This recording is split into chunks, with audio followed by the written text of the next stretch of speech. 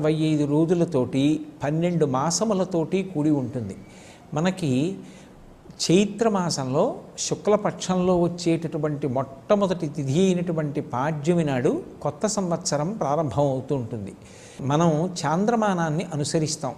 60 సంవత్సరములు. ఈ 60 సంవత్సరములే మళ్ళీ వృత్తంగా తిరుగుతూ ఉంటాయి.